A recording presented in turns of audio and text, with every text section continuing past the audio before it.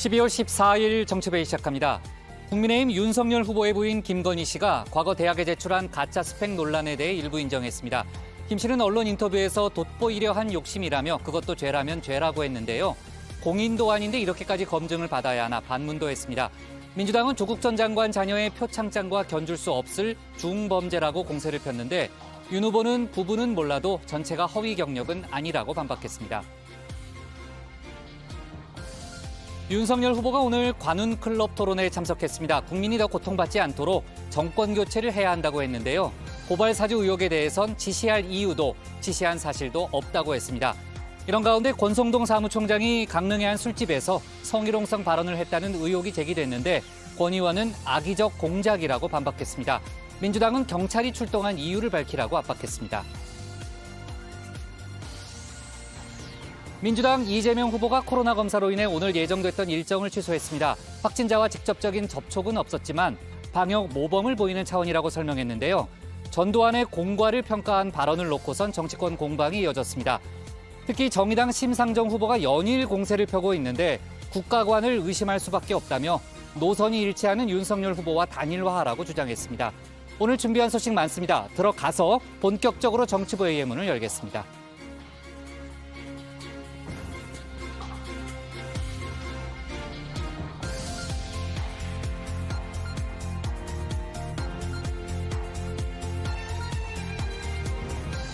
국가대표 정치뉴스쇼 정치회의 시작하겠습니다. 오늘 회의는 신체커 박마커, 류 실장 조멘토 백반장, 박준혜 수호통역사 그리고 정치부회의 애청자 정 의원분들과 함께하겠습니다. 속보 실시간 반영하면서 열어놓고 회의를 진행하죠. 요즘 속보가 참 많이 들어오니까요. 신체컷 나가서 준비되면 발제 준비하면 되고요. 류 실장, 윤석열 후보의 부인 김건희 씨의 가짜 스펙 논란 오늘 상당히 뜨겁고 그 여권의 공세가 쏟아졌잖아요. 마침 또 오늘 윤석열 후보가 관훈클럽 토론회가 예정돼 있었기 때문에 거기서도 이제 관련 질의응답이 참 많았고요. 잠시 후에 저희가 자세히 얘기를 해보고요. 김건희 씨가 또 다른 언론과의 인터뷰에서 줄리 의혹에 대해서도 언급을 했다는 거죠.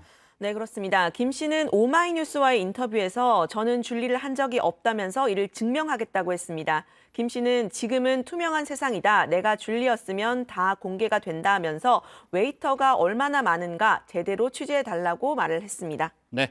자, 김건희 씨가 오늘 두 언론과의 인터뷰에서 이제 여러 가지 의혹에 대해서 답을 직접 했기 때문에 글쎄요, 등판이 임박한 거 아니냐라는 그런 관측도 나올 수 있겠네요.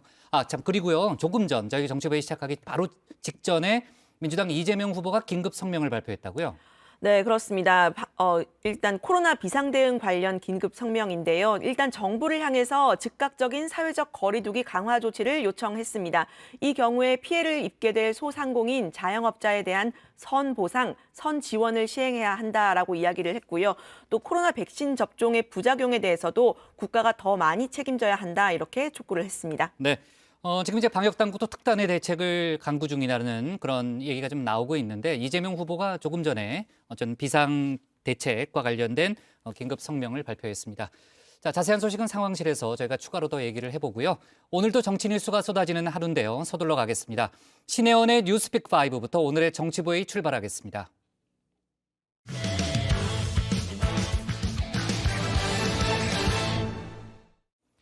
조금 전 이재명 후보의 긴급 성명도 나왔지만 코로나 상황이 그만큼 안 좋습니다. 위중증 환자 수와 사망자 수가 각각 900명, 90명을 돌파하면서 동시에 역대 최다를 기록했습니다. 방역 패스는 오늘도 곳곳에서 먹통 패스가 됐는데요. 정부는 오늘까지 과태료 등 단속을 하지 않겠다고 했습니다. 그리고 정치권에선 국민의힘 윤석열 후보의 부인 김건희 씨의 허위 경력 의혹 논란이 뜨거운 상황입니다. 뉴스픽5에서 자세히 짚어보겠습니다. 네, JTBC의 가장 빠른 저녁 종합 뉴스 뉴스픽5 시작해 보겠습니다. 오늘 준비한 픽은요. 먹통 패스, 돋보이려 한 욕심, 한국이 결정할 일, 신변보호 참극 신상 공개, 마지막은 금빛 노리는 오징어입니다. 자, 이번 주부터 식당과 카페를 이용하기 위해선 방역 패스가 필수입니다. 어길 시에는 손님도 업주도 과태료를 물죠. 그런데 의무화 첫날인 어제 방역 패스가 먹통 패스가 되는 사태가 벌어졌습니다. 곳곳에서 실랑이가 벌어졌습니다. 접속이 안 돼가지고 못 보여주는 거니까 손님 입장에서 짜증이 나고 5분 이상 걸렸던 것 같아요. 그것도 이제 몇 번 계속 어플을 실행했다 말았다 실행했다 말았다. 네, 일주일간의 계도 기간까지 뒀는데도 첫날부터 대란이 일고 만 겁니다. 정부는 어제 오후 5시 전산장애로 방역 패스 확인이 불가능했다면 구두로 확인하라라고 했다가 저녁 8시 무렵 시스템 과부하로 오늘은 방역 패스를 적용하지 않겠다는 메시지를 냈습니다. 한마디로 어제 하루는 방역 패스를 패스하겠다는 의미였습니다. 그래서 일본 테이블에 앉혀놨다가 손님한테 계속 여기 서 있으라 할 수는 없으니까 먼저 갑작스러운 접속 부하로 인해서 지금 관련된 긴급 회의 중이다라는 설명드리고 30대 세대가 아닌 이제 60대 이상 사람들 젊은 분들도 이렇게 헤매는데 접속 장애로 인해 국민 여러분들께 불편을 드린 점 진심으로 사과드립니다. 네, 김부겸 총리의 사과와 함께 당국은 긴급 서버 증설 작업을 했다. 오늘은 원활할 것으로 기대한다는 입장문을 냈습니다. 하지만 둘째 날인 오늘도 QR코드 먹통 사태가 발생하면서 점심시간 식당가엔 대혼란이 빚어졌습니다. 시스템 작동이 원활하지 않은 측면에서의 미확인 사례에 대해서는 오늘 정도까지는 현장에서 벌칙 적용이 쉽지 않다라고 지금 판단하고 있습니다. 결국 정부는 오늘도 접속 장애권에 한해서 방역 패스를 없던 일로 하겠다고 했습니다. 온라인에서는 밥 먹으러 갔다가 그냥 돌아왔다. 오락가락 어쩌라는 거냐라는 불만과 함께 이틀 연속이라니 안 그래도 어려운데 진짜 너무 힘들다라는 자영업자들의 한탄도 쏟아졌습니다. 자, 또 업주들은 과태료의 형평성 문제를 제기했죠. 손님에게는 10만 원이 부과되지만 업주들에겐 이보다 15배나 무거운 150만 원의 과태료와 함께 10일간의 영업정지 처분이 내려집니다. 추가 위반 시엔 과태료 300만 원, 영업정지도 20일 3개월까지 늘고 시설 폐쇄 명령까지 받을 수가 있습니다. 무엇보다 소상공인에게 과태료와 행정처분을 내리는 것이 아니라 방역 패스를 위반한 당사자에게 책임을 물리는 방향으로 정책을 선회해야 할 것이다. 대책 없는 방역 패스 확대 적용으로 소상공인 자영업들이 영업권이 침해되고 있으며 일방적인 희생을 강요받고 있다. 네, 오늘은 국내 위중증 및 사망자 수가 동시에 역대 최다를 기록했습니다. 신규 확진자는 5,567명이고요. 위중증 환자가 906명으로 처음으로 900명대에 올라섰습니다. 사망자도 94명, 100명에 육박합니다. 전문가들의 예측처럼 연말께엔 위중증 1,000명, 사망자 100명을 넘길 것으로 보이는데요. 특단의 조치가 시급합니다. 밤잠을 못 자면서 고민을 하고 있습니다. 정부의 대책이나 조치가 우물쭈물하거나 미진하다거나 그럴 리는 없다고 생각하고 그 카드를 선택하는 문제는 그때의 상황에 따라서 하게 된다. 수요일, 목요일을 이번 주의 상황을 한번 지켜보자는 말씀을 드립니다. 정은경 질병관리청장은 병상 확보 등 의료 대응 역량을 확충하는 동안 거리 두기를 강화할 필요가 있다고 했습니다.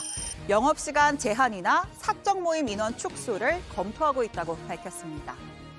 교육부는 청소년 백신 접종률을 높이기 위해서 내일부터 학교로 찾아가는 백신 접종 시작합니다. 그런데 미접종 청소년 122만 명 가운데 희망자는 약 7%에 불과합니다. 사실 청소년 접종률이 낮은 건 병원 접근성이 부족해서는 아니죠. 안전성에 대한 학부모와 학생들의 신뢰를 얻지 못했기 때문이란 지적이 나옵니다. 확진자 증가가 마치 백신 미접종 학생들의 탓인 양 정부의 방역 실패를 어린 우리 청소년들에게 전가하려 하고 있다. 청소년 방역 패스는 생명권, 학습권, 자율권, 기본권, 신체 자기결정권, 자기방어권 등을 모두 침해하는 위헌적 정책이다. 속히 철회하라! 네, 두 번째 픽으로 가보겠습니다. 돋보이려 한 욕심입니다. 국민의힘 윤석열 후보의 배우자인 김건희 씨가 과거 교수 초빙 지원서에 허위 경력을 적었다는 의혹이 불거졌습니다. 오늘 윤 후보는 관훈 토론회에 참석했죠. 관련 질문이 쏟아졌습니다. 부인 김건희 씨가 2007년도에 수원여자대학교에 교수 임용 지원을 하면서 허위 경력과 지금 가짜 수상 기록을 제출했다는 사실이 확인이 됐습니다. 여기에 대해서 이제 본인은 허위 경력에 대해서는 기억이 잘 나지 않는다. 가짜 수상 기록에 대해선 돋보이려고 한 욕심이었다고 했고요. 윤 후보께서는 어떤 생각이십니까? 같은 생각이십니까? 네, YTN의 보도에 따르면 김건희 씨는 2002년부터 3년간 한국게임산업협회 기획이사로 재직했다고 합니다. 그런데 해당 협회는 2004년 6월에 설립됐습니다. 관련해서 김 씨는 믿거나 말거나 기억이 나질 않는다, 정확한 경위를 확인하고 있다면서 근무 기간을 잘못 기재하는 착오가 있을 수 있지만 재직 증명서를 위조한 건 아니다라고 설명했습니다. 자, 그리고 수상 경력을 부풀린 의혹도 있는데요. 2004년 대한민국 애니메이션 대상 특별상을 탔다고 했는데 해당 경연은 개인이 아니라 출품 업체가 수상하는 방식으로 개인 명의성인 것처럼 기재한 것은 문제라는 지적입니다. 김 씨는 돋보이려고 한 욕심이었다. 그것도 죄라면 죄라고 하면서 회사 직원들과 같이 작업했기 때문에 넣었다라는 취지로 답변했습니다. 그 수상 경력이라고 하는 건 그 회사의 운영 과정과 그 작품의 출품에 깊이 관여를 했습니다. 부사장으로서. 게임산업연합회의 그 비상근 이사라고 하는 것은 실제로 상당 기간 도왔고 그 재직 증명서는 정당하게 발급받아서 낸 겁니다. 그러니까 YTN의 그 기사는 그 부분적으로는 모르겠습니다만 전체적으로 허위 경력은 아니고. 네, 윤석열 후보는 부분적으로는 모르겠지만 전체적으로는 허위 경력이 아니라고 했습니다. 다만 부인 김건희 씨의 해명 방식은 부적절했다고 했습니다. 제 처가 그 기자와의 대화에서 아마 그 결혼하기도 전에 오래된 일까지 이렇게 뒤지느냐 하는 차원에서 좀 억울함을 얘기를 했을 수는 있겠습니다만은 그게 부적절한 거로 저는 보여지고. 또 김 씨의 국민대 박사 논문 표절 논란에 대해서는 학위 인정이 어렵다면 제 처의 성격상 스스로 반납할 것이라고 생각한다 덧붙였습니다. 자, 민주당은 김건희 씨의 허위 경력 논란에 맹공을 퍼부었습니다. 윤핵관들이 왜 김건희 씨를 커튼 뒤에 숨기려고 애썼는지 드러났습니다. 결혼을 하기 전이었다는 것이 검증을 회피할 변명이 될 수는 없습니다. 자신을 돋보이기 위해서 이력을 거짓으로 채워넣는 사람을 국민께서 어떻게 신뢰할 수 있겠습니까? 솔직하게 해명하고 사과해야 할 것입니다. 자, 반면에 국민의힘 결혼 전의 일로 책임을 묻는 것은 과하다면서 김 씨와 윤석열 후보를 두둔했습니다. 그 전의 일에 대해서 후보에게 책임을 묻는 것은 과하다 이런 생각이 들고요. 뭐 이걸 상대 후보자와 비교해서 이야기하는 건 좀 곤란하지만은 이재명 후보 같은 경우에는 본인의 과오로 해가지고 전과가 4개 정도 있는 그런 후보입니다. 그렇다고 해서 저희가 그 부분에 대해서 사과하라고 매일 저희가 종용하진 않거든요. 네, 이렇게 김건희 씨는 부적절한 의혹으로 의도치 않게 공개 발언 또 공개 행보를 한 셈이 됐는데요. 관련한 여야의 공방이 뜨겁습니다. 들어가서 더 자세히 살펴보겠습니다. 오늘의 세 번째 픽입니다. 한국이 결정할 일입니다. 최근 외교가의 뜨거운 감자라고나 할까요? 내년 2월 열리는 베이징 동계올림픽에 미국이 외교적 보이콧을 선언하면서 국제사회가 또 한 번 미국 편 대 중국 편으로 갈렸습니다. 문재인 대통령은 어떤 선택을 했을까요? 베이징 올림픽에 대한 외교적 보이콧에 대해서는 미국을 비롯한 어느 나라로부터도 참가의 그 권유를 받은 바가 없고 한국 정부도 검토하지 않고 있습니다. 관련해 미국도 입장을 밝혔습니다. 미 국무부의 부대변인은 올림픽 참여 여부에 대한 한국 대통령의 결정은 스스로 내려야 하는 것이고 미국이나 다른 나라 정부가 대신 내리는 것은 아니라고 했습니다. 자, 현재 호주, 영국, 캐나다, 뉴질랜드 등 미국과의 기밀 정보 동맹체 파이브 아이즈 국가들은 보이콧 동참을 선언했습니다. 반대로 프랑스나 이탈리아, 독일 등의 다른 서방 국가, 그리고 일본도 신중론을 펴고 있는데요. 중국은 문 대통령 발언에 대해서 올림픽 정신에 부합하고 한중 간의 우호를 구현했다 환영 입장을 밝혔습니다. 이어서 한국과 함께 한반도 문제의 정치적 해결을 추진하며 한반도의 장기적 안정을 실현하는 데 긍정적 기여를 하길 원한다고 덧붙였습니다. 네, 오늘의 네 번째 픽은 신변보호 참극 신상 공개입니다. 경찰의 신변보호를 받던 여성의 가족이 무참히 살해됐습니다. 가해자인 이 씨는 전 여자친구 A 씨의 집 주소를 흥신소를 통해 알아냈고요. A 씨의 어머니와 동생에게 흉기를 휘둘렀습니다. 어머니는 숨졌고 동생은 크게 다쳤습니다. 지난 6일 A 씨의 아버지는 딸이 납치 감금됐다며 신고했습니다. 경찰은 같은 날 이 씨와 A 씨를 모두 조사했고 A 씨로부터 성폭력과 폭행을 당했고 강제로 끌려다녔다는 취지의 진술을 확보했습니다. 하지만 이 씨를 그대로 돌려보냈고 입건도 하지 않았습니다. 네, 경찰은 긴급 체포 요건이 안 된다면서 이 씨를 풀어줬습니다. 결과는 참극이었습니다. 오늘 경찰이 이 씨에 대한 신상공개위원회를 열었는데요. 조금 전 얼굴을 공개하기로 했다는 속보가 들어왔습니다. 네, 오늘의 마지막 픽은 금빛 노리는 오징어입니다.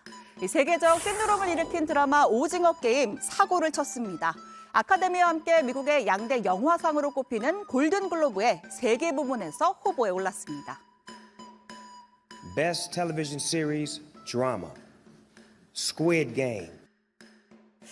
그렇습니다. 이렇게 영화 기생충과 미나리도 넘지 못한 작품상 후보에 당당히 이름을 올렸고요. 배우 이정재, 오영수도 각각 나무주연상과 나무조연상 후보에 올랐습니다. 시상식은 다음 달 9일에 열릴 예정인데요. 골든글로브에서 깨지 못한 언어의 장벽을 넘을 수 있을지가 주목됩니다. 자, 화요일의 뉴스픽 여기까지입니다. 들어가서 원픽도 꼽아보죠. 뉴스픽 5였습니다. 네. 자, 신체커가 속보로 얘기했지만 신변보호 여성의 가족을 살해한 20대 남성의 신원이 공개가 됐는데 저희가 사진이 준비되는 대로 다시 한번 얘기해 보도록 하겠습니다. 신체커가 마침 또 그 뉴스를 얘기할 때 그때 막 공개가 됐어요. 공개 결정이 막 내려졌고요. 국민의힘 윤석열 후보의 부인 김건희 씨의 허위 경력 의혹이 불거졌고 정치권 논란이 상당히 좀 뜨거운 그런 상황입니다. 어떤 의혹인지는 제 신체커가 아까 발제해서 자세히 설명을 했고요. 지금 이제 여당의 공세 또 야당의 반박이 이어지면서 정치권에서 좀 뜨거운 감자가 됐죠. 네, 그렇습니다. 민주당에서는 일단 성토가 쏟아졌는데요. 강병원 최고위원은 믿거나 말거나 기억이 안 난다. 또 돋보이려고 한 욕심이라는 해명이 아주 일품이다. 국민을 우습게 알아도 유분수라고 말을 했습니다. 입만 열면 막말을 하는 후보에 그의 버금가는 안드로메다급 배우자라면서 이런 부부를 두고 천생연분이라고 부르는 것이라고 꼬집었습니다. 네, 윤 후보가 책임을 지고 사퇴해야 한다는 주장도 있었는데요. 정청래 민주당 의원은 공소시효가 지났지만 현 시점에서라면 선거법 위반 대상이라면서 윤 후보가 부인을 진정 위한다면 이쯤에서 그만두는 게 어떠냐라고 덧붙였습니다. 조국 전 장관 자녀 문제와 엮는 반응도 있었는데요. 우상호 의원은 김 씨의 허위 경력 의혹은 조 전 장관의 아들, 딸 표창장에 비하면 견줄 수 없을 정도로 중범죄다라고 주장했습니다. 네, 그 또 김병기 선대위 현안 대응 TF 단장은 결혼 전 일이라는 걸 감안해야 한다는 국민의힘 주장에도 반박했는데요. 한번 직접 들어보시죠. 그렇다고 한다면 똑같은 논리로 조국 전 장관이 장관 되기 전에 일이라서 나 잘 모르겠다고 하면 그게 해명이 되는 것입니까? 어느 분이든 대통령이 되신 다음에 대통령 되기 전 일이라서 나 잘 모르겠다고 그러면 그게 해명이 되는 것입니까? 김병기 의원은 또 무엇보다 의혹을 대하는 김 씨의 발언에 매우 주목하고 있다면서 김 씨가 그 정도로 검증받아야 하는 내용이냐라고 말했던데 영부인으로서 결격 사유라고 주장했습니다. 네. 자, 국민의힘에서는 이제 국민의힘 선대위 입장문을 냈고요. 또 윤석열 후보의 입장은 전체적으로는 허위가 아니다. 이렇게 볼 수 있는 거죠? 그렇습니다. 어제 이 YTN 의혹 보도 직후에 국민의힘 선대위가 입장문을 냈는데요. 이 게임협회 결성 초기에 보수 없이 기획이사 직함으로 비상근 자문을 했고 이후에 재직증명서도 정상적으로 발급받았다고 했습니다. 다만 몇 년 지나서 기재하다 보니 재직 기간에는 착오가 있었다 인정을 했고요. 윤석열 후보도 같은 입장입니다. 그러니까 YTN의 그 기사는 그 부분적으로는 모르겠습니다만 전체적으로 허위 경력은 아니고 그리고 그 수상이라고 하는 것이 완전히 날조된 것이 아니라 자기가 부사장으로서 제자들하고 같이 했던 거로 기억이 되는데요. 그렇게 제가 들었는데요. 네, 윤 후보는 배우자에 대한 검증이 민주당의 정치적 공세에 따른 것이라고도 주장을 했습니다. 제 처가 하던 전시 업무와 관련해서 벌써 시효가 돌아오는 것들이 있어서 이 검찰이 수사를 종결하려고 했더니 민주당 의원들이 대거 찾아가서 아주 난리를 치고 무슨 의혹이 있는 것처럼 했다라고 말을 한 겁니다. 다만 이 부인 김 씨가 억울하다고 이야기를 할 수는 있겠지만 해명 방식에 대해서는 좀 부적절하게 보여진다고도 덧붙였습니다. 네, 김건희 씨의 허위 경력 의혹에 대해서는 얼마 전에 이제 국회에서도 상당히 논의가 많이 됐었고 또 논문 관련 의혹도 있잖아요. 앞으로 이제 관련한 속보도 좀 나올 걸로 보이는데 아까 발언을 들어보니까요. 국민의힘 이준석 대표는 이재명 후보를 공격하는 것으로 어떻게 보면 반론 겸 이제 공격을 겸하더라고요. 네, 이 대표는 결혼 이유라면 비난을 받을 가능성이 있지만 그 전 일을 갖고 윤 후보에게 책임을 묻는 건 과하다 이렇게 두둔했습니다. 김 씨가 사안마다 명쾌히 해명하면 된다고 생각한다라고도 했는데요. 이재명 후보를 거론하면서 모든 것은 상대평가다 이렇게 주장하기도 했습니다. 이재명 후보 같은 경우에는 본인의 과오로 해가지고 전과가 4개 정도 있는 그런 후보입니다. 이 대선이라고 하는 것은 그 후보자와 후보자 가족 모든 것을 총체적으로 국민들이 평가하지만 그걸 가지고 표를 결국 뽑는 겁니다. 저 같은 사람 입장에서는요. 검사 사칭 이런 전과가 있으면 전 당연히 대통령 안 뽑을 거거든요. 이준석 대표는 또 자신의 페이스북에 지난 7월에 보도됐던 이재명 배우자 검증도 해야지만 결혼 전 일은 어떻게 책임지나? 라는 제목의 기사를 공유했습니다. 이재명 후보가 과거에 라디오에서 한 발언을 언급한 건데요. 이준석 대표는 저는 동일한 방송, 동일한 진행자의 동일한 질문에 이재명 후보와 동일한 답변을 했다고 적었습니다. 네. 자, 김건희 씨를 둘러싼 논란은 계속될 분위기이기도 하고요. 오늘 마침 또 도이치모터스 주가 조작 사건과 관련된 첫 재판 절차도 시작이 됐는데 관련해서도 이제 김건희 씨 관련한 부분이 많이 좀 거론이 될 거라고 봅니다. 신채거, 배우자 검증 필요성을 묻는 여론조사 결과가 있었다고요? 네, MBC가 코리아 리서치에 의뢰해서 지난 11일, 12일 이틀간 실시한 여론조사 결과입니다. 후보 배우자 검증에 대해서 물었는데요. 검증을 해야 한다라는 의견이 80.2%였습니다. 그중에 사생활을 포함해서 모든 의혹을 검증해야 한다라는 의견이 25.7%, 사생활을 빼고 도덕성과 비리 의혹을 검증해야 한다는 의견이 54.5%였습니다. 출마 당사자가 아니므로 검증할 필요가 없다는 의견은 17.2%에 그쳤습니다. 네, 정리하기 전에요. 아까 저희가 그 신변보 여성의 가족을 살해한 20대 남성의 신원이 공개됐다는 그런 속보를 전했는데 지금 사진이 준비가 됐습니다. 네, 지금 이제 공개된 사람이고요. 이름이 어떻게 되나요? 네, 25살 네. 이석준이고요. 네. 이 관련해서 이제 신변보호를 요청한 여성이 있었는데 네. 그 이후에 가족들이 신변보호 요청했음에도 불구하고 이제 경찰이 긴급 체포를 하지 않았고 네. 그 이후에 나흘 뒤에 이제 그 여성의 집에 찾아가서 이 어머니를 흉기로 살해하고 또 동생도 이제 흉기로 이제 피해를 입힌 범인입니다. 25살 이석준입니다. 네. 자, 조금 전 신상공개 결정이 내려졌고 저희가 그 공개된 사진을 지금 막 저희가 이제 방송을 통해서 공개를 했습니다. 자, 아까 시작할 때도 얘기했지만 김건희 씨가 오마이뉴스와 인터뷰에서 줄리 의혹에 대해서도 이를 증명하겠다 이렇게 얘기를 했기 때문에 앞으로 이제 줄리 관련해서도 본인이 이제 추가로 인터뷰를 할지 관심이 되고 있고요. 신체커가 고른 오늘의 원픽은 뭡니까? 네, 오늘 원픽 이렇게 잡겠습니다. 김건희 허위 경력 논란, 영부인 결격 사유, 결혼 전 일입니다.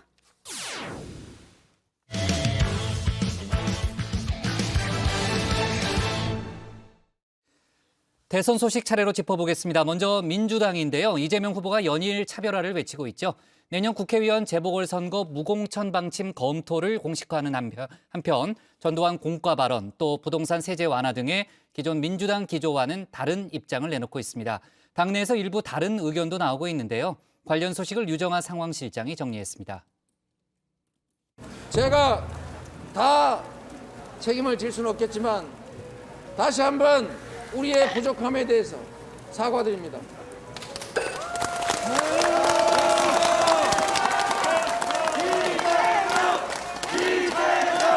사람을 가지고 능력을 가지고 판단해 주십시오. 제가 그 점을 호소드리면서 사과와 부탁의 인사를 한번 드리고 가겠습니다.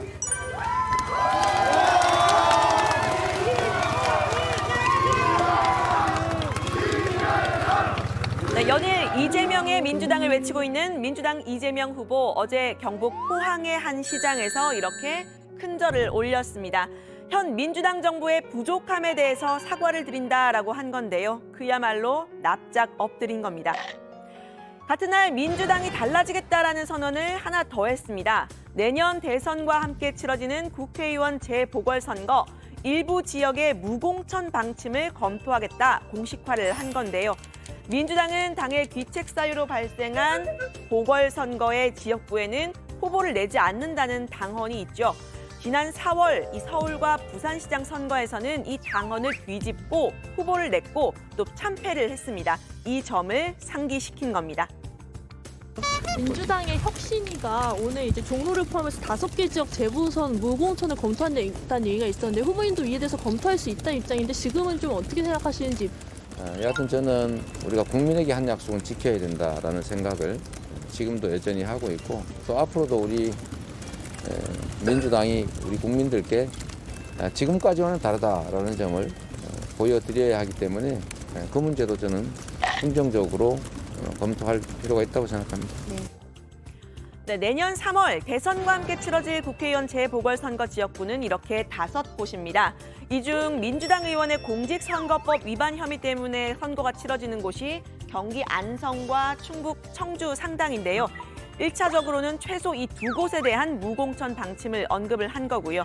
넓은 범위에서는 이낙연 전 대표의 의원직 사퇴로 공석이 된 서울 종로도 대상에 포함될 가능성이 있습니다. 무공천 방침의 효과를 고려할 때는 이 종로를 포함하는 게 유리할 수도 있겠죠. 다만 이 대선 1번지로 불리는 종로의 상징성을 고려할 때는 종로까지 포함할 수 있을지는 미지수입니다. 종로에 나설 후보자, 대선 후보의 러닝메이트라는 얘기까지 나오고 있죠. 대선에 미칠 영향이 적지 않다는 점이 고민이 될 듯한데요. 네, 이 후보 원톱의 민주당 선대위 순항을 하고 있는 걸까요? 일단 은둔했던 이 후보의 지원군이 나타나서 후보에게 힘을 실었습니다. 이해찬 전 대표입니다. 민주당의 경우에는 이재명 후보만 보이는 거 아니야. 선대위 어디 갔냐 이런 비판도 있습니다. 지난번에 선대위를 너무 크게 꾸렸다가 그게 효율성이 없다고 해서 줄였지 않습니까? 그 줄여가 지금은 이제 기능적으로 잘 작동을 하고 있고 이 후보를 중심으로 해서 제가 보기에는 뭐 상당히 효율적으로 잘 작동을 하는 것 같습니다. 네, 다만 이 전 대표는 이제 선거가 얼마 안 남았으니 민주당 진영 사람들이 전면적으로 나서야 할 시간이다라고 말을 했는데요. 유시민 전 노무현재단 이사장에 이어서 이해찬 전 대표까지 등판을 한 건 민주당 내 열성 지지층까지 적극적으로 나서라라는 메시지로 풀이가 됩니다. 이 후보가 이 중도층 공략에 공격적으로 나서고 있다면요. 이 두 사람은 열성 지지층을 움직이는 이 투트랙 전략으로 다시금 원팀을 강조하고 있다고 할 수 있을까요? 지금 이 시점에 민주당의 원팀이 필요한 이유, 이 당내에서 이재명의 민주당에 대한 물음표가 나왔기 때문이 아닐까 싶습니다. 대표적인 게 이 후보의 전직 대통령 전두환 씨에 대한 공과 발언인데요. 전두환도 공과가 병존합니다. 그러나 전체적으로 보면 전두환 삼저호황을 잘 활용해서 경제가 망가지지 않도록 경제가 제대로 움직일 수 있도록 한 것은 성과인 게 맞습니다. 네, 이 발언 중도뿐 아니라 보수표까지 끌어오려는 시도다 이런 분석이 나왔는데요. 당내에서는 물론 이 후보의 발언을 옹호하는 목소리 나왔습니다. 하지만 당장 우리 당 가치에 반한다는 공개적인 비판도 나왔는데요. 오선의 공동선대위원장 이상민 의원입니다. 아무리 우리 당 후보라도 아닌 것은 아닙니다. 내용적으로 국민의 지배적 여론이나 민주당의 기본 가치에 반하고 절차적으로도 너무 쉽게 왔다 갔다 말 바꾸는 것입니다. 국가장도 못할 정도로 국민의 호된 비판을 받는 인물인데 네, 또 다른 발언, 이 후보의 이 부동산 세제 완화 발언도 당내 논쟁을 부르고 있습니다. 이 후보는 다주택자의 양도세 중과 유예를 하고 종부세도 일부 손봐야 한다 이런 주장을 내놨죠. 현재 이 최근에 매물 잠김 현상 때문에 다주택자의 어려움이 있고 또 시장 공급이 부족하기도 하니 다주택자에게 퇴로를 열어주자 이런 주장입니다. 현재 양도세는요. 2주택자에게는 20%포인트, 그리고 3주택자에게는 30%포인트를 추가로 매기는데 이걸 1년 정도 한시적으로 미루자라는 주장인데요. 1년 정도 이제 한시적으로만 유예를 하는데 6개월 안에 처분을 완료하면 중과 부분을 완전히 면제해 주죠. 9개월 안에 처분을 완료하면 절반만 면제를 해주죠. 12개월 안에 완전히 처분을 완결하면 4분의 1만 해주고 다시 1년이 지나면 원래대로 원래 예정된 대로 중과를 유지하자. 이런 아이디어를 내서 제가 당과 협의 중입니다. 네, 아주 구체적인 제안까지 내놨죠. 이 후보는 당과 협의 중이라고 말을 했습니다. 일단 본인의 의견을 먼저 던져놓고 본 셈인데요. 당내 반응 엇갈립니다. 윤호중 원내대표는 지난해 이미 양도세 중과 유예 정책을 폈지만 별 효과가 없었다고 했습니다. 작년 5월 말까지도 다주택 이 양도세 중과를 시행을 안 하고 시행을 유예해 줬었거든요. 그래서 5월 말까지 계속 팔아라. 다주택에서 빠져나가시라. 이렇게 이야기를 했었는데 그 효과가 별로 없었다는 그런 검토 의견도 있어서 네, 반면 후보의 선대위에서는 지금은 1년 전과는 상황이 달라졌다고 했습니다. 치솟던 부동산 가격 고점을 찍었다. 이제 가격이 떨어질 수 있다는 지표가 나오고 있으니 이번에는 정책 효과를 볼 수 있다. 이런 설명인데요. 1년 전에 그런 유예를 했을 때는 부동산 가격이 지속적으로 가파르게 상승하는 국면이었어요. 근데 이제 지금은 주택 가격이 좀 하향될 수 있다라는 그런 지표들이 좀 나오고 정책 환경이 다른 거죠. 변화됐습니다. 정책 효과가 날 것이다라는 그런 판단을 하고 있습니다. 네, 그러니까 이 정책 효과에 대한 의견이 엇갈리는 상황인 건데요. 이런 상황에서 기존의 정부 정책을 뒤집으면 오히려 정책에 대한 신뢰가 훼손된다 이런 주장도 나왔습니다. 역시 이 양도세 중과를 한시적으로 유예한다 할지라도 이 매물 잠김을 해소하기는 어렵다. 오히려 이런 문제가 논의되고 있으니까 팔려고 했던 사람들도 물건을 거두어들이거나 오히려 정부 정책의 신뢰가 훼손돼서 정부를 믿고 그 기간에 매도를 했던 분들에게는 크나큰 정부가 좀 신뢰를 훼손한 행위가 되지 않겠습니까? 네, 의견이 엇갈리는 민주당과는 달리 국민의힘은 원래부터 양도세 중과에 부정적인 입장이죠. 원희룡 총괄정책본부장은 다주택자 양도세 부담을 획기적으로 줄이고 또 아예 양도세 중과를 폐지하는 법안도 국회에 이미 제출했다고 했습니다. 이제라도 문재인표 부동산 정책의 실패를 인정했다니 다행이다라고도 했는데요. 윤석열 후보는 그러면 왜 이 정부에서는 못했냐라고 의문을 제기했습니다. 그러니까 민주당 의견만 정리가 되면 여야 합의는 어렵지 않을 것으로 보이는 대목인데요. 선거가 다가오니까 민주당에서도 뭐든지 표될 만한 거는 다 일단 얘기하자 하는 건데 그게 그렇게 쉽게 턴할 수 있는 거면 왜 이 정부에서는 못했는지 과연 그게 믿을 수 있는 건지 좀 의문이 듭니다. 네, 문제는 이런 민주당의 잇단 변화와 차별화, 유권자의 표심에 어떤 영향을 미칠까 하는 부분입니다. 정 의원님들의 의견은 어떠신가요? 이 후보는 당분간 이 기조를 이어갈 것으로 보입니다. 이재명은 문재인도 아니고 윤석열도 아닙니다. 이재명은 이재명입니다. 네, 이재명 후보는 오늘 코로나 선제 검사를 하고 모든 일정을 취소를 했는데요. 확진자와 1m 정도 거리에 있었는데 밀접 접촉은 없었지만 방역의 모범을 보인다는 차원이라고 합니다. 민주당은 앞서 윤석열 후보가 일정 중에 마스크를 쓰지 않은 사진을 공개를 하면서 수차례 방역 수칙을 위반했다 이렇게 지적을 했는데요. 오늘 일정 전면 취소 역시 차별화를 위한 행보라는 분석 나왔습니다.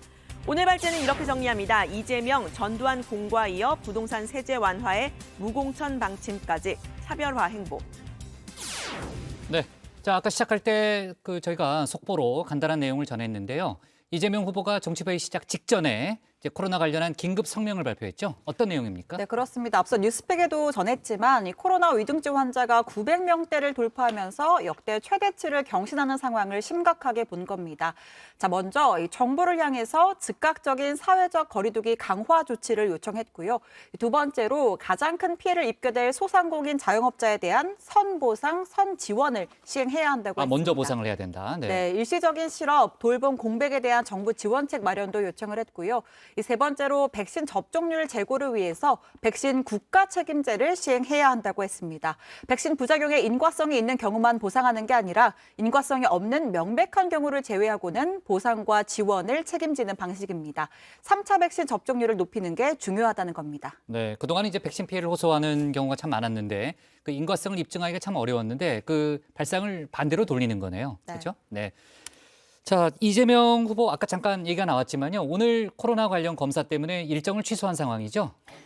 네, 그렇습니다. 이재명 후보 부부는 지난 주말 대구 경북 일정에서 확진자와 1m 거리에 있었다고 하는데요. 밀접 접촉자는 아니지만 방역에 모범을 보인다는 자세로 선제 검사를 받는다는 말과 함께 오늘 일정을 전면 취소했습니다. 네. 자, 그렇군요. 자, 지금 뭐 민주당 내에서 이제 이재명 후보가 여러 가지 이제 정책들을 내놓으면서 이제 공방이 벌어지고 있는데 대장동 특검 관련한 공방도 뜨거웠죠. 네, 그렇습니다. 여야는 지금 모두 상대방을 향해서 특검을 받으라 이렇게 목소리를 높이고 있는데요. 실제 논의는 전혀 진척이 되지 않고 있습니다. 그 부분에 대한 책임까지 서로에게 돌리고 있는 상황인데요.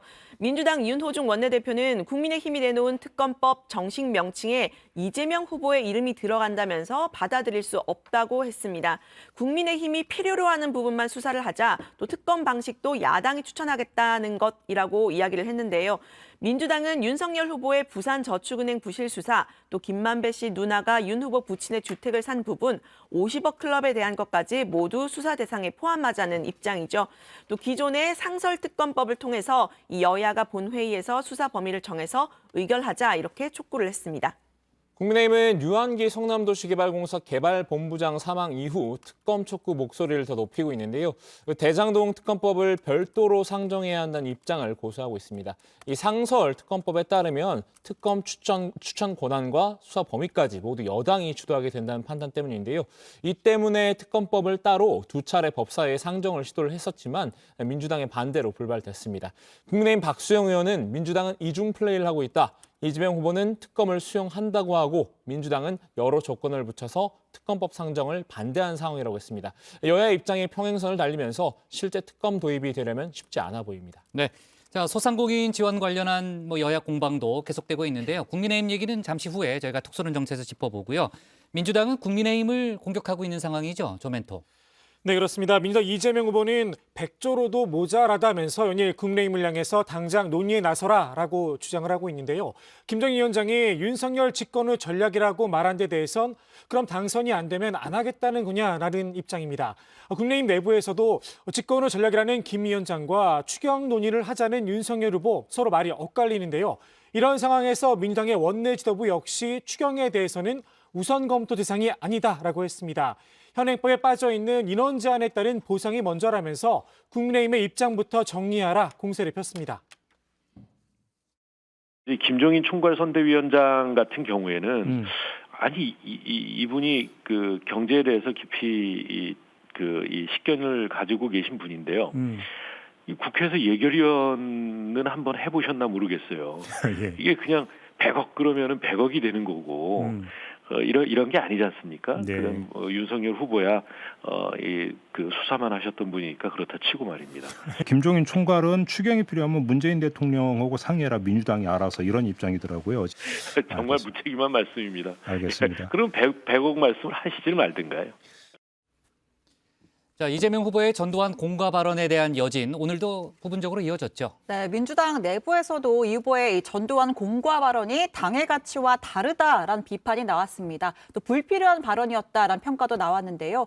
또 반면에 이 후보의 발언은 윤석열 후보의 것과는 결이 달랐다면서 옹호하는 목소리도 있었습니다. 이 둘을 동일선상에 놓는 건 정치 공세라고 또 주장을 했는데요. 김남국 의원입니다. 윤석열 후보 같은 경우는 쿠데타 빼고는 다 잘했다라는 식의, 그러니까 전체적 평가가 잘했다, 전두환 잘한 거다, 전두환의 정치와 전두환의 국정 운영을 옹호한 거였고요. 지금 이재명 후보가 이야기를 한 것은 서두에 정치인의 공과가 존재하지만 그는 결코 존중받을 수 없다. 뒤에가 강조한 말입니다. 지나친 좀 정치 공세가 아닌가라는 생각이 듭니다. 반면 국민의힘에서는 이 후보의 발언이 일관성이 없다고 꼬집었습니다. 앞서 이 후보가 윤 후보의 발언을 강하게 비판을 했었고 최근 전두환 씨 사망 당시에도 강도 높게 비판했다는 겁니다. 갑자기 성과를 높게 평가를 했는데 그게 신념이라면 광주에 가서도 똑같이 할 수 있겠냐고 물어봤습니다. 전두환 대통령 사망 시에도 내란 학살의 주범이다. 이러면서 굉장히 강도 높게 비판하셨거든요. 근데 갑자기 지금 대구 경북에 유세 가셔가지고 전두환 대통령도 그렇고 박정희 대통령도 그렇고 한 번도 말씀하시지 않는 굉장히 호의적인 말씀을 하시는 거예요. 신념이시라면 똑같은 얘기를 광주에 가서도 하실 수 있을까? 네. 자, 그리고 어제 저희가 짚었던 내용인데 이제 이재명 후보가 요즘 이제 TK 지역을 돌다가 성주에서 사드 배치에 반대하는 한 사람이 계란을 투척한 일이 있었죠. 이재명 후보가 직접 맞지는 않았습니다만 그 파편을 이제 주변 다른 사람들이 이제 맞는 일이 있었고 나중에 이제 계란을 던진 사람이 10대 이제 고등학교 3학년생으로 밝혀져서 이제 유치장에 갇혔습니다. 거기까지 이제 어제 속보고 조금 전에 이제 지금 막 이재명 후보 측에서 입장문을 냈는데 4시 30분경에 그 10대 학생이 석방됐다는 점을 알려드린다라는 이제 그런 내용이고 이재명 후보 측이 어제 오후에 탄원서를 제출했다고 하네요. 경찰에 이제 선처를 요구했고 피해자로서 처벌을 원치 않는다는 의사표시를 했다라는 그런 내용의 지금 그 보도자료가 조금 전 막 나왔습니다. 자, 관련한 속보였고요. 오늘 발제는 이렇게 정리하겠습니다. 이재명 전두환 공과 이어 부동산 세제 완화에 무공천 방침까지 차별화 행보로 제목을 잡겠습니다.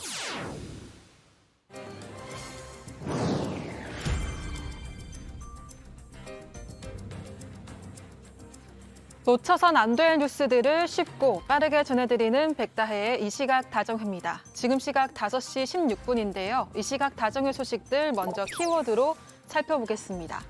네, 오늘의 첫 번째 소식은 징계 피했다입니다. 이 성폭행 등 각종 범죄를 저지른 군인 165명이 아무런 징계를 받지 않고 빠져나간 것으로 드러났습니다. 감사원은 오늘 육군본부 정기감사 보고서를 공개했는데요. 이에 따르면 범죄 사실이 확정된 165명이 징계를 받지 않았습니다. 그중 89명은 징계 처분을 받지 않고 계속 근무하다가 퇴직했는데요. 육군본부 법무실과 예하부대들은 성폭력 피해자가 처벌 의사가 없다는 이유로 또는 비위 사실이 직무와 연관이 없다는 등의 이유로 징계를 내리지 않았습니다. 군인이 중한 범죄로 기소될 경우에는 그 시점부터 봉급을 절반으로 삭감해야 하지만 이 또한 잘 지켜지지 않았습니다. 일부는 군 교도소에 수감돼 있던 중에도 봉급을 전액 수령한 사실이 밝혀졌습니다. 또 하루 평균 475명의 간부가 허가 없이 급식을 이용한 사실이 드러나기도 했는데요. 최근 군부대 부실급식이 원인이 된 것 아니냐는 지적도 나왔습니다. 육군본부가 감사원으로부터 운영 전반에 대한 감사를 받은 건 지난 2009년 2월 이후 12년 만에 처음입니다. 네, 다음 소식의 키워드는 촉법 소년입니다. 한 무인 모텔에서 미성년자들이 술을 마시고 난동을 피워서 경찰까지 출동했지만 이에 아랑곳하지 않고 막말을 퍼부어 논란이 되고 있습니다. 지난 10일 경북 포항에서 무인 모텔을 운영하는 A씨는 소음이 심하다는 고객들의 항의에 문제의 객실을 찾았습니다. 객실의 손님은 다름 아닌 중학생 5명. 객실은 술병과 바닥에 버려진 담배꽁초로 엉망진창이었고 이들은 반성의 기미도 없이 막말을 퍼부었습니다. 자신들은 미성년자이고 촉법 소년이라서 법으로 보호받는다며 대든 건데요. 이후 경찰이 출동했음에도 이들은 조롱을 멈추지 않았습니다. 경찰 조사 결과 이들은 촉법 소년 기준인 만 14세를 넘은 것으로 드러났는데요. 당시 출동했던 파출소 관계자는 이들이 만 14세가 넘어서 재물 손괴 등의 혐의가 적용될 수 있다고 판단해 사건을 조사 중이라고 밝혔습니다. 마지막 소식의 키워드는 자취 감췄다입니다. 중국 정부가 자국 연예인들에 대한 규제를 강화하고 있는 가운데 탈세 혐의를 받은 유명 쇼호스트 2명이 자취를 감췄습니다. 사우스 차이나 모닝포스트는 지난달 탈세가 적발된 주전 후이와 린산산의 웨이보 계정이 사라졌다고 보도했습니다. 이들은 중국의 소셜 네트워크 서비스인 웨이보에서 각각 1,500만 명, 960만 명의 팔로워를 가졌을 정도로 유명하다고 하는데요. 앞서 중국 당국은 사회 전반에 걸쳐 통제를 강화하면서 연예인들도 강도 높게 규제하고 있습니다. 지금까지 이시각다정회 백다혜였습니다. 네, 백반장 속보 잘 챙겨서 이따 다시 한번 만나고요. 다음은 조익신 멘토의 톡 쏘는 정치로 가겠습니다.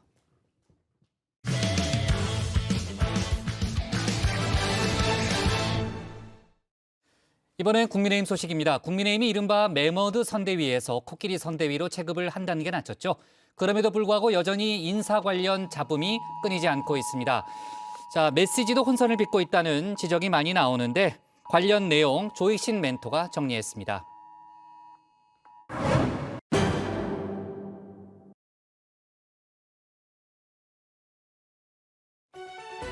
털을 밀어낸 매머드 선대위, 이른바 코끼리 선대위로 통하죠.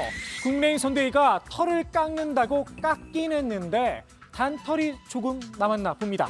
시추를 연상케 하는 이 족발처럼 말입니다. 또 사람과 관련된 악재가 터진 겁니다. 편법 증여 의혹과 특혜 수주 의혹으로 당을 떠났던 사람들인데요. 먼저 전복민 의원, 슬그머니 복당을 하더니 선대위에서 직책까지 맡았죠. 이번엔 지역구 조직위원장 자리도 내주려다 보류가 됐습니다. 국민의힘이 전 의원에게 복귀의 길을 터준 이유, 여기에 있었습니다. 1년 넘도록 수사기관에서 수사를 안 했습니다. 전복민 의원에 대해서.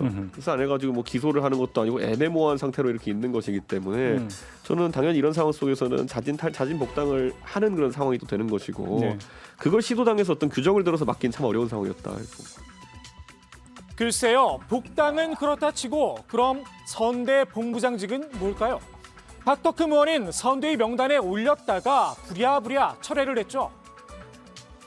무소속 인사도 선대위에 참여할 수 있습니다. 당적이 없는 사람도. 그렇기 때문에 그런 차원에서 박덕흠 의원은 지역에 가진 영향력이나 이런 고려해서 판단한 것으로 보이는데 어제 또 우려 의견이 있어가지고 그거는 취소한 것으로 지금 확인했습니다. 선대위 합류 기준 조금 아리송하긴 한데요. 이 대표가 구구절절 설명을 해봤자 사후 약방문이죠. 아무리 털을 깎아냈다고 해도 매머드는 매머드입니다. 선대에 참여하는 분들은 언론 지상에 자기 이름 석자가 이렇게 보도되는 걸 원하거든요.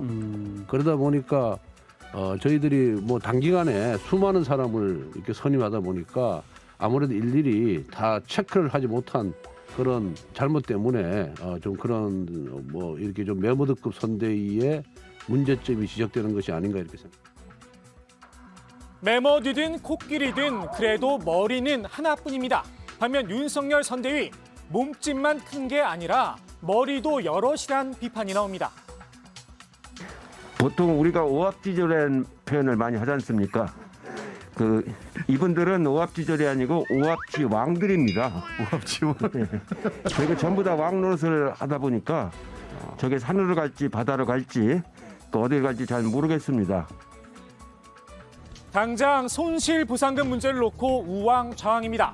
윤석열 후보는 50조, 김정일 총괄선대위원장은 50조 받고 50조 덜을 외쳤죠. 규모뿐 아니라 시기도 서로 딴소리입니다. 50조의 재원을 만드는 데는 빠르면 빠를수록 좋습니다.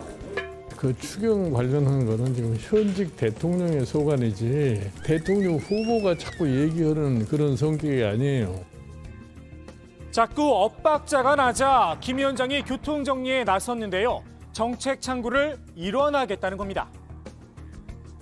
이게 각기 다른 곳에서 얘기를 할 것 같으면 나중에 걷잡을 수 없는 상황이 전개되니까 정책은 지금 원희룡 정책총괄위원장께서 모든 것을 종합을 해가지고서 한 목소리로 나갈 수 있는 그러한 창구를 단일화해야 되는데 그런데 이 조치에도 당내에서 물음표가 붙었습니다. 창구는 원래 하나였다는 거죠. 정책개발부서는 정책본부 하나밖에 없고요. 네. 나머지 부서는 자문부서입니다. 자문부서. 예, 자문부서인데 아마 김종인 위원장께 누군가가 그런 잘못된 정보를 드린 것이 아닌가 저는 그렇게 생각하고. 슬림한 조직을 원했던 김 위원장, 아직 조직 파악이 덜 된 걸까요?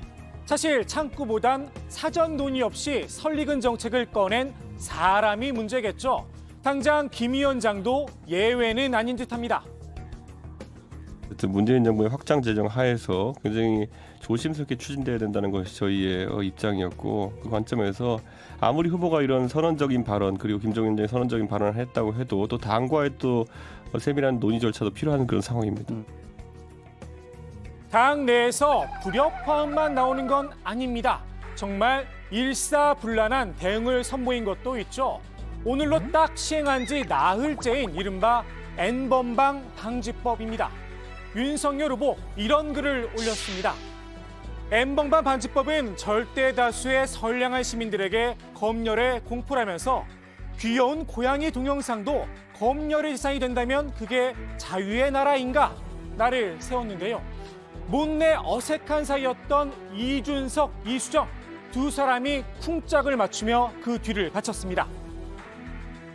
이 커뮤니티 사이트에 게시하는 게시물을 모니터링하고 제한하는 것은 헌법 제21조가 보장하는 언론의 자유를 심각하게 침해할 소지가 있고, 카카오톡 채팅방을 모니터링하고 제한하는 것은 헌법 제18조가 보장하는 통신의 비밀 보장에 위배됩니다. 소위 이제 뭐 10만 명 이상 회원이 되는 그러한 이제 플랫폼들에 대하여 검열을 하는 이런 일종의 일반 제지의 형태의 단속으로는 사실 대표님이 말씀하신 대로 해외 서버 기반은 하나도 지금 전혀 단속이 안 될 것이고요. 그러면 결국 목적 조항인 이제 디지털 성범죄를 줄이는데 별로 도움이 되지 않는 그러한 이제 N번방 방지법이 될 수밖에 없기 때문에, 한마디로 검열이고 자유 침해이며 효과도 없다는 주장인데요. 과연 그럴까요? 사적 대화 검열이란 주장엔 이런 반론이 제기됩니다. 단톡방이나 일반 대화방, 1대1 대화방 이런 것들 다 규제하는 것이 아니고요. 오픈 채팅방, 완전히 그냥 열려있는 그런 어떤 공개된 채팅방만, 이런 것만 사후적으로, 사전도 아닙니다. 사후적으로 필터링하는 건데요. 이 지금 사후적으로 필터링하는 것은 우리가 웹하드나 이런 데에 올릴 때에 다 이미 필터링 기술 적용되고 있는 겁니다. 예를 들면 유튜브라든지 구글이라든지 이쪽에도 전부 이런 이제 착취물이나 이런 것들을 걸러낼 수 있는 필터링 기능이 다 있습니다. 그러니까 사람이 하는 것도 아니고, 이거를 검열을 한다 그러면, 검열이라고 주장을 한다면 윤석열 후보가 이준석 대표가 분명히 이야기를 했을 거예요. 잘 모르니까 엮인 겁니다. 필터링 자체도 사람이 아닌 AI가 한다는 겁니다. 여기에 자유를 침해한다. 과연 어떤 자유일까요? 있는 온라인 공간에 불법 촬영물을 올릴 자유예요. 근데 우리가 그런 자유를 보장하는 사회는 좀 이상한 사회지 않습니까? 이 법이 차단하는 것은 미리 방통위에 신고돼서 파악된 이 불법 촬영물과 대조해서 그 촬영물에 해당되는 이미지의 경우에만 이제 유포되지 않도록 선제적으로 차단하는 겁니다. N번방 사건, 해외에 기반을 둔 텔레그램에서 벌어진 일이죠. 그렇기 때문에 국내에서 단속을 해봤자 실질적인 효과가 없다는 주장도 있는데요. 여기에도 반론은 있습니다. N번방 방지법은 정확히 말해선 N번방 불법 성착취물의 2차 유포 방지법이란 겁니다. 이게 디지털 성범죄의 특성상 피해자들이 가장 두려워하는 것이 언제든 이런 피해물이 온라인상에서 다시 확산될 수 있다라고 하는 끝없는 재유포의 공포거든요. 또 국민의힘 슬로건이 약자와의 동행이라는데 그 약자의 이 디지털 성착취물의 피해자들은 해당이 안 되는 거냐, 좀 이렇게 묻고 싶고요. 단 한순간이라도 피해자의 관점에서 이 문제를 바라보면 그런 무책임한 말씀을 하실 수는 없을 거다. N번방 방지법만으론 불법 촬영물 범죄를 근절하지 못한다. 맞는 이야기입니다. 정부도 이미 알고 있습니다. 그래서 더더욱 추가적인 입법과 조치가 필요한 부분이기도 합니다. 필터링 조치가 적용되기 어려운 사적 대화방에서의 디지털 성범죄물 유통 및 최초 유포는 신고 보상제 및 경찰의 잠입 수사, 경찰 수사의 국제 공조 등 수사를 통해 해결해 나갈 사안입니다. 국민의힘에서 N번방 방지법을 개정하겠다고 나선 상황인데요. 법안 통과 당시 국민의힘 의원 상당수도 찬성표를 던졌었죠. 무책임하다는 비판 피하기 어려워 보입니다. 국민의힘 의원들 50명이 찬성을 했습니다. 국회 본회의장에서. 그래놓고 지금 법 시행된 지 단 3일 만에 윤석열 후보의 페이스북 글 하나 가지고 당장 개정을 하자? 저는 국민의힘도 후보가 잘 모르면 당이 리더를 해줘야죠. 당이 학습을 시키고 당이 그런 거 아닙니다. 설명을 해야 되죠. 국민의힘이 대선을 앞두고 2030 남성들의 눈치를 보고 있는 게 아니냐 분석도 나오는데요. 글쎄요, 우리나라 젊은 남성들의 생각, 일부 남초 커뮤니티가 모두를 대변하는 건 아닐 텐데 말입니다. 오늘의 톡쏘는 한마디, N번방을 세상에 처음 알린 추적단 불꽃의 말로 대신하겠습니다. 이 발언을 한 분이 검열 공포를 오히려 그분이 안겨주고 있다라고 생각을 합니다. 옳고 그름을 논해야 할 사람이 표에 따라서 자기의 그런 이견을 이야기를 하는 게 대통령 후보로서 이게 맞는 행실인지 잘 모르겠습니다. 네. 자, 지진 관련 긴급 속보를 이어가도록 하겠습니다. 그 조멘토가 발제를 하는 사이에 저희가 이제 긴급 공지가 나갔고요. 긴급 자막이 나갔고 관련한 여러 가지 속보가 좀 들어오고 있습니다. 일단 오늘 오후 5시 19분쯤에 제주 서귀포시 부근 해역에서 규모 5.3의 지진이 발생을 했습니다. 일단 현재까지 확인된 내용은요. 지진의 진앙은 제주 서귀포시에서 서남서쪽으로 32km 떨어진 해역으로 일단 분석이 되고 있는데요. 자, 지금까지 들어온 추가적인 정보로는 어떤 게 있습니까? 신채커? 네, 일단 국장 말씀하신 대로 제주 서귀포시 부근 해역에서 규모 5.3의 지진이 발생했습니다. 이 지진의 진앙은 서귀포시에서 서남서쪽으로 약 32km 떨어진 해역으로 분석이 됐고요. 기상청이 현재 추가 분석을 진행하고 있습니다. 지금 규모가 5.3으로 나오고 있는데요. 4.9로 지금 정정이 된 것 같습니다. 처음에는 5.3이었는데 4.9로 이제 정확하게 다시 정보가 수정이 됐네요. 지금 기상청이 계속해서 이제 지진의 파장 정도를 분석을 하고 분석 있고요. 중이잖아요. 네, 그렇죠? 그렇습니다. 일단은 대략 한 5.0 정도의 이제 규모라고 했을 때 지난 2017년에 이제 포항에서 지진이 있었는데 그때가 5.4였고요. 이번 제주도 지진은 현재까지는 4.9로 이제 분석이 되고 있습니다. 포항 지진이 5.4였던 걸로 저도 기억이 되는데 그때 상당한 피해가 있지 않았습니까? 그렇습니다. 4.9라고 하더라도 이게 상당히 규모가 크다고 볼 수 있겠네요. 그렇습니다. 저희가 지금 현재 제보 영상들을 계속해서 받고 있는데요. 네. 제주 시내에 있는 마트 같은 곳에서 이제 진열장에 있는 물건들이 이제 우르르 떨어지는 그런 마트가 영상들이 떨어지는 그런 영상이 제보 영상이 들어오고 있는데 준비가 되면 저희가 이제 또 보여드리도록 하고요. 규모가 한 5.0도 된다고 가정을 했을 때 거의 모든 사람들이 진동을 느낄 수가 있고 이제 그릇이나 창문 같은 것들이 깨지고 불안정하게 서 있는 물체는 이제 쓰러지는 정도의 규모라고 합니다. 네. 자, 진앙과 관련돼서 저희가 추가적인 이제 분석이 좀 이루어지고 있고 지금 기상청에서 발표된 내용에 따르면은 진원의 깊이가 한 17km로 일단 추정이 돼서 현재 이제 제주도민이 큰 진동을 느꼈을 것이다라는 그런 분석이 나왔고 아까 조금 전에 이제 신채커도 얘기했지만 마트에서 물건이 떨어지는 그런 어떤 제보 영상이 들어오고 있다니까 제주도에서는 상당히 큰 진동을 이제 느꼈을 걸로 일단 보입니다. 저희가 관련된 시민이나 전문가 연결이 되면요, 바로 추가적인 얘기를 좀 들어보도록 하고요. 기상청의 추가 발표 내용을 보면요, 지금 이제 피해 여부를 확인하고 있는데 지반이 연약한 곳은 특히 이제 피해 가능성이 높다라는 그런 분석이 있었습니다. 조금 전에 이제 포항 지진 관련 얘기도 있었지만 그때 뭐 일부 대학에서 건물이 이제 금이 가거나 하는 그런 피해가 또 있었잖아요. 그 유 실장, 아까 이제 규모 4.9, 처음에는 이제 5.3으로 추정된다는 얘기도 나왔는데 그 규모와 관련된 얘기를 조금 더 해볼까요? 네, 그렇습니다. 지금 4.9 정도로 지금 추정이 되는데 플러스 마이너스 0.3 정도 이렇게 오갈 수가 있어가지고 지금 제주 지역에서는 최대 진도 5로 지금 기상청에서 파악을 하고 있고요. 인근인 전남 지역에서는 진도 3, 그리고 경남, 광주, 전북 지역까지 좀 여파를 진도 2 정도로 규모를 느낄 수 있다는 지금 분석이 나오고 있습니다.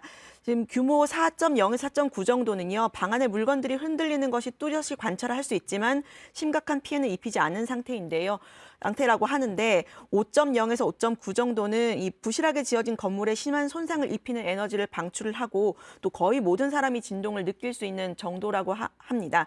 또 그릇 창문 등이 깨지기도 하고 불안정한 물체는 넘어지는 정도라고 하고요. 2017년에 저희가 경북 포항에서 겪었던 지진의 진도가 5.4 정도 된다고 하니까 그보다는 좀 약하지만 또 바다 지역이고 또 섬 인근인 만큼 많은 피해가 있을지 모른다는 생각이 들고 또 주변에선 좀 주의가 좀 필요한 상황으로 지금 보입니다. 네. 참 박막거 이건 조금 전문적인 얘기지만 기상청의 설명을 들어보면요. 이번에 이제 빠르게 전파되는 지진파만을 사용해서 추정한 규모다 이런 설명이 있다는데 그 정확하게 어떤 내용이에요? 그러니까 이동 속도 빠른 지진파만을 이용하여 자동 추정한 정보라고 하고 있고요. 수동으로 분석한 정보는 지진 정보로 추가 발표할 예정이라고 일단 설명을 하고 있습니다. 네. 그리고 또 진원 깊이가 계속해서 분석이 이루어지고 있는 그런 상황이네요. 네. 그래서 진원 깊이 17km만으로도 제주도민은 큰 진동을 느꼈을 것이라고 이렇게 설명을 하고 있고요. 이건 추가적으로 이제 지진이 발생했을 경우 이제 대피 요령도 조금 시청자분들이 아셔야 될 것 그렇죠. 같은데. 지금 이제 네. 보통 이제 지진이 일어나면 이제 한 번으로 그치지 않고 계속해서 이제 추가적인 또 여진이 이어지는 경우가 많잖아요. 네, 그 그렇습니다. 대피 요령에 대해서 한번 추가적으로 한번 짚어보죠. 일단 만약 야외에 계실 경우에는 안에 계실 경우에는 튼튼한 탁자 아래에 들어가서 몸을 보호하는 게 제일 중요하다 하고요. 그리고 가스와 전기불을 먼저 차단을 한 다음에 문을 열어두고 출구를 확보하는 게 다음 순서라고 합니다. 또 집에 나갈 때는 혹시 모르는 상황에 대비를 해서 파편이나 유리 조각에 대비해서 신발은 꼭 신고 이동하라고 합니다. 또 계단을 이용해야 되고요. 엘리베이터는 최대한 피하는 것이 좋습니다. 또 건물과 담장으로부터 떨어져서 이동을 하는 게 맞고요. 올바른 정보에 따라 행동을 하는데 계속 기상청에서 안내 문자를 나가잖아요. 그 소식을 계속 지켜보시면서 최대한 주의를 기울여 주시는 게 좋을 것 같습니다. 네. 자, 지금 일단 뭐 이제 기상청에서 관련된 추가적인 정보를 분석 중인데요. 저희가 그 전문가 한 분과 전화 연결을 해서 그 뭐 지금까지 나와 있는 정보를 갖고 조금 더 이제 추가적인 이제 말씀을 듣도록 하겠습니다. 포항공대 이윤수 교수님이 지금 이제 연결이 돼 있는데요. 교수님 지금 나와 계시죠? 네, 안녕하십니까. 이윤수입니다. 네, 안녕하십니까. 네, 지금까지 이제 밝혀진 정보로는 제주 서귀포시 인근에서 규모 4.9의 지진이 발생했다 정도로 저희가 알고 있는데요. 그 이유나 그 배경에 대해서 어떻게 분석을 하고 계십니까? 네, 아직 그 규모에 대해서는 조금 더 추가적인 좀 시간이 조금 필요한 상황이고요. 정확하지는 않습니다. 그래서 네. 제 모니터에는 뭐 5.9로 나와 있는데요. 조금 전문가들이 좀 분석을 통해서 정확한 규모를 파악할 수 있을 것 같습니다. 교수님 4.9로 일단 추정이 되고 있거든요. 네, 알겠습니다. 네. 일단 그 제주도 지역은 이곳은 이제 그 평상시에 그렇게 큰 지진이 이제 일어나지 않은 그 곳이었는데 네. 이곳은 그 제4기 들어서 화산 활동이 활발하게 일어나는 곳이거든요. 네. 즉 이제 그 2시에서 8시 방향으로 많은 그러한 균열들이 가 있어요. 그 지각들이 열게 돼 있어가지고 네. 그러한 열게된 곳이 약한 곳이니까 그런 곳을 따라서 이제 화산이나 지진 활동들이 일어나는 것으로 파악하고 있습니다. 네. 자, 지금 일단 그 첫 번째 규모 한 4.9로 추정되는 지진이 발생했는데 그 이후에 여진이 발생할 가능성은 어떻게 보시나요? 네, 그거에 관해서는 사실은 지진이라는 것이 지진파가 발생해야지 알 수 있는 것이거든요. 따라서 그 전에 그것을 예측하기는 사실은 논리적으로는 어렵습니다. 따라서 다른 연구들이 이제 그런 사전에 그런 것들이 좀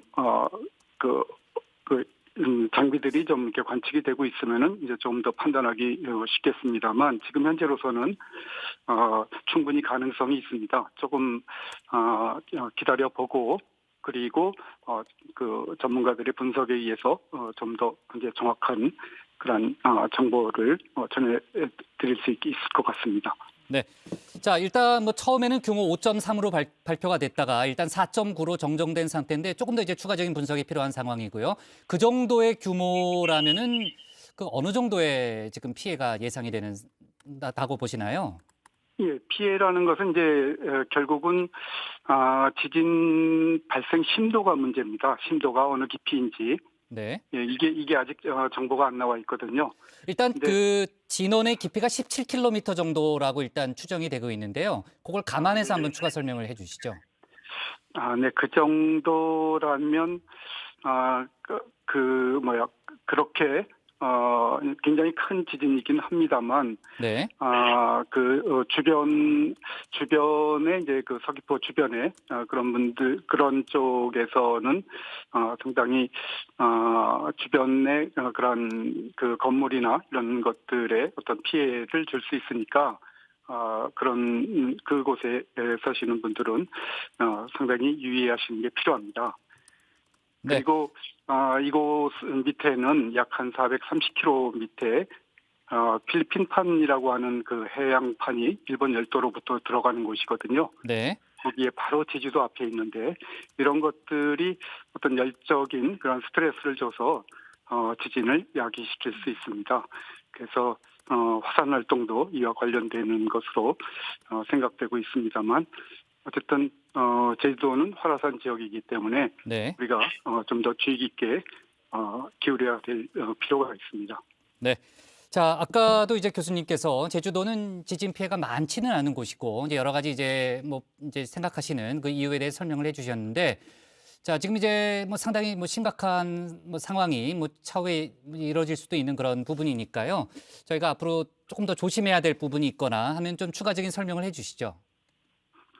네, 제주도는 그 안반이 주로 그 화강암으로 돼 있고요. 그 위에 이제 그 현무암이 그 현무암으로 덮여져 있는데 이러한 현무암에는 이제 그런 전리가 많이 발달돼 있어서요.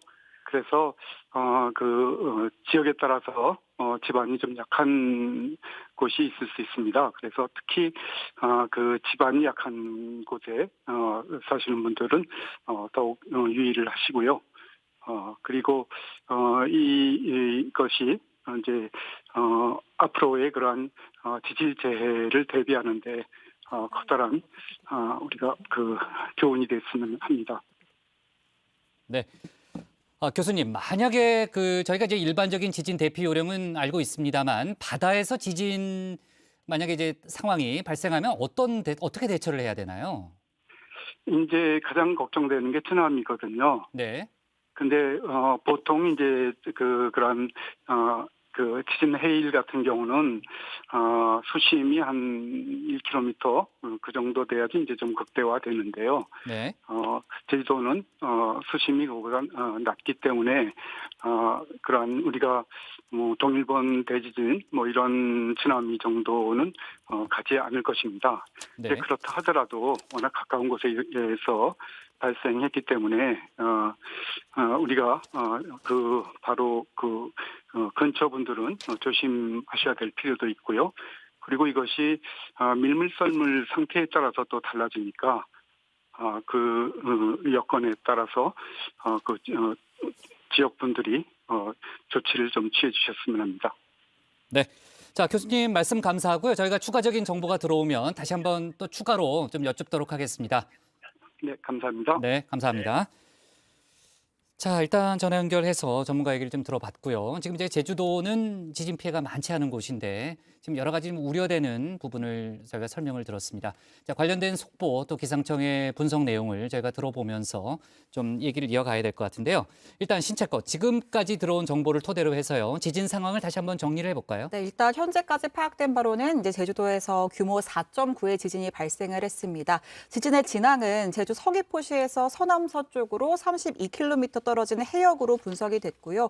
네, 진원의 깊이는 약 17km 정도로 분석이 되고 있습니다. 기상청은 현재 이제 이동 속도가 빠른 지진 파만을 이용해서 지금 추정한 정보이기 때문에 추가적으로 더 분석이 필요하다라고 이야기를 했고요. 이번 지진으로 인해서 제주 지역에는 한 진도 6 정도, 체감 진도 6 정도의 흔들림이 전달될 수 있다라는 분석이 있는데요. 이 정도의 규모라면 일부 무거운 가구가 움직이고 이제 벽에 부착한 물건들이 떨어져서 이제 피해가 일어날 수 있는 정도라고 합니다.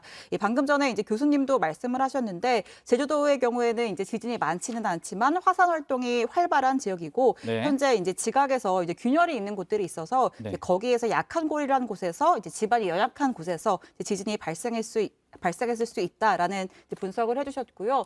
현재 지금 저희 보도국으로도 제보가 들어오고 있고 이제 정치부회를 시청하고 계시는 이제 분들이 댓글도 달아주고 계신데 이제 제주도뿐만이 아니라 광주라든지 혹은 대전 지역에서도 흔들림을 느꼈다라고 하는 제보를 주고 계신데요. 현재 이 광주 전남 소방본부에 따르면 현재 이제 지진이 느껴졌다, 흔들림이 느껴지고 이제 집기류가 흔들렸다라는 신고가 한 수십 건 정도 또 접수가 됐다고 합니다. 네.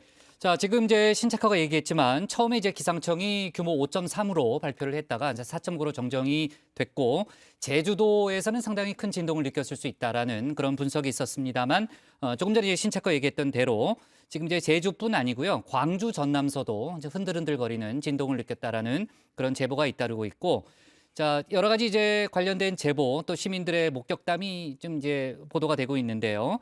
그 제주시 고내리 같은 경우에는요. 음식점 냉장고가 흔들릴 정도의 그런 규모를 좀 그 진동을 느꼈다고 하고 아까 이제 저희가 잠깐 얘기가 나왔습니다만 마트에서 물건이 떨어지는 이제 그런 영상도 있었습니다. 자, 한 시민은 이런 진동은 처음이다라는 이제 그런 이제 설명을 하기도 했는데 그만큼 이제 제주도민들은 이제 상당히 큰 진동을 이제 느꼈다고 하고요.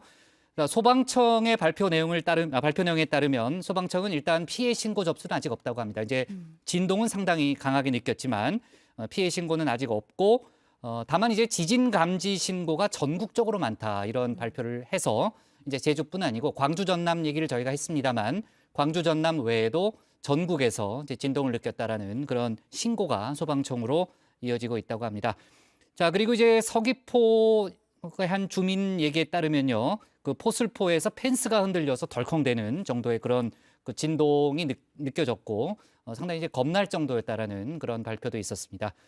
자, 박막과 아까 이제 전문가분께서 해상에서의 뭐 대피 요령, 준비 요령도 얘기를 했습니다만 그 지진과 관련돼서 어떻게 대응을 해야 되는지 한번 정리를 다시 한번 해볼까요? 네, 실내에서 이제 지진을 느꼈을 경우에는 이제 진동을 느꼈을 때는 일단 탁자 밑으로 들어가서 머리부터 보호하는 게 제일 중요하고요.